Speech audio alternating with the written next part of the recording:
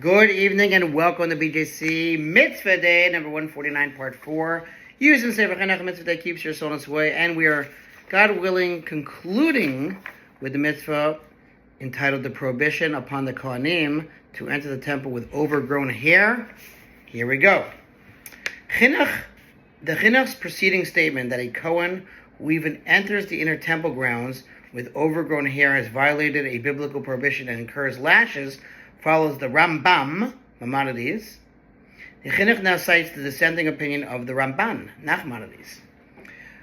The Ramban, Nachmanides of blessed memory, has written that the prohibition for a Kohen whose head is overgrown with hair to merely enter the temple even without performing service is a heightened standard enacted by the sages and is not of scriptural origin. The Ramban's proof to this assertion are contained in his work on the enumeration of the mitzvahs. The Ramban thus states that scripture comes only to forbid approaching the altar for the purpose of avodah, for service, and actually performing avodah, but does not forbid merely entering the area of the altar. And this prohibition is in the same category as the prohibition pertaining to a blemished Kohen performing the avodah. Having discussed the dispute as to the nature of the prohibition to enter the temple with overgrown hair, the Hachinuch proceeds to define the precise section of the temple grounds to which the prohibition applies. Throughout this mitzvah, the Hachinuch has referred simply to entering the temple.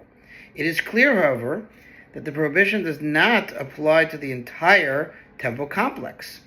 In the context of the related prohibition for a blemished Kohen to enter the temple, it's going to be mitzvah number 277, the Rambam Maimonides writes in his Sefer Mitzvahs that the prohibition, that the prohibited section includes the Heichel, the sanctuary, which includes the holy and the holy of holies, its ulam, the antechamber, and the entire portion of the courtyard from the altar inward, including the section parallel to the altar itself. The Ramban Nachmanides has a more lenient view, and the Hachinuch quotes the Ramban's definition, which applies to this mitzvah as well. Ramban has further written that even the sages did not forbid a Kohen with overgrown hair to enter the temple courtyard except into the area known as between the ulam and the altar, i.e. the area beyond the altar toward the sanctuary. But with respect to the area parallel to the altar itself, which is a 32 cubit section of the courtyard, as we learned in the Mishnah in Midos, the altar occupies 32 amos, again that's 32 cubits, of the length of the courtyard, and the section between the ulam and the altar occupies another 22 amos, 22 cubits. The sages did not prohibit a Kohen with overgrown hair from entering this 32 amos section. Okay, I believe that's it. Thanks for listening. To sponsor future mitzvah, just $36, $100 for the gold. Have a great day.